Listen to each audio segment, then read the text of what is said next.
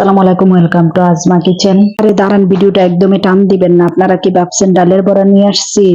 এটি হলো অন্যরকম একটি কাবাব রেসিপি যা আপনাদের সাথে শেয়ার করব। অনেক তো হলো কাঁঠাল নিয়ে দৌড়াদৌড়ি, এখন আমরা কাঁঠালের মাঝের অংশটা দিয়ে কাবাব তৈরি করব। তাই আমি এখানে ছোট্ট একটি কাঁঠালের মাঝখানের অংশ নিয়ে নিলাম। কাঁঠালের এই মাঝখানের অংশকে আমাদের আঞ্চলিক ভাষায় বলা হয় কাডলের মুড়ি। এখন আমরা কাঁঠালের মাঝখানের অংশকে ভালো করে পানি দিয়ে ধুয়ে নিব।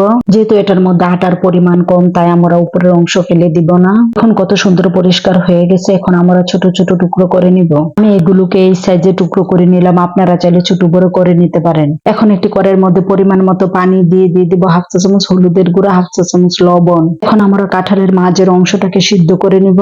10 থেকে 15 মিনিট আমরা ঢাকনা দিয়ে ঢেকে ভালো করে সিদ্ধ করে নিব। একটি কাঁটা চামচের সাহায্যে দেখে নিব সিদ্ধ হয়েছে কিনা। আমাদের এগুলো পারফেক্ট সিদ্ধ হয়ে গেছে, এখন তুলে নিব।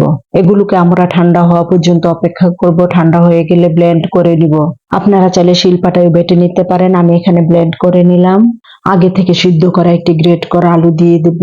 আলুটি অপশনাল, আপনারা চাইলে দিতে পারেন, নাও দিতে পারেন। সাথে দিব 3টি পেঁয়াজ কুচি ও কাঁচামরিচ কুচি। সাথে দিব 1/3 স্পুন কালো গোলমরিচের গুঁড়া, 1 চা চামচ জিরার গুঁড়া, 1 চা চামচ গরম মশলার গুঁড়া, 1 চা চামচ লবণ, 1 চা চামচ মরিচের গুঁড়া, 1 চা চামচ হলুদের গুঁড়া, হাফ কাপ ধনে পাতা কুচি। এখন আমরা সবগুলোকে একসাথে ভালো করে মাখিয়ে নিব। আবারও আমরা কিছু মশলা এড করব। দিয়ে দেব 1 চা চামচ রসুন বাটা, হাফ চা চামচ আদা বাটা। সবগুলোকে আবারও ভালো করে মিশিয়ে নিতে হবে।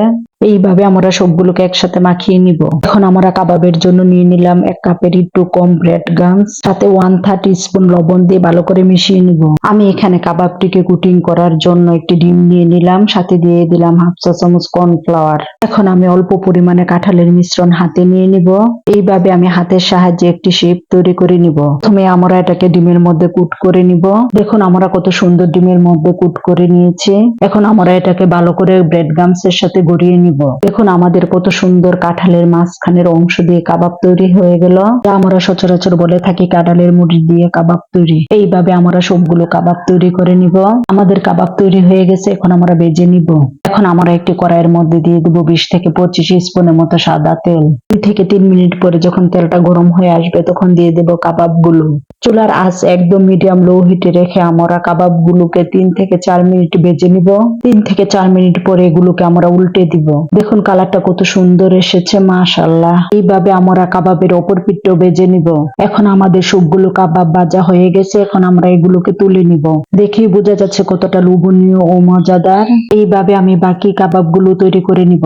এখন আমি আপনাদেরকে দেখিয়ে দিচ্ছি এর ভিতরের অংশটা কত সুন্দর ভাজা হয়ে গেছে। আর এইভাবে বাসায় একবার হলেও ট্রাই করবেন। সবাই অনেক বেশি ভালো থাকবেন। আজকে এই পর্যন্ত, আল্লাহ হাফেজ।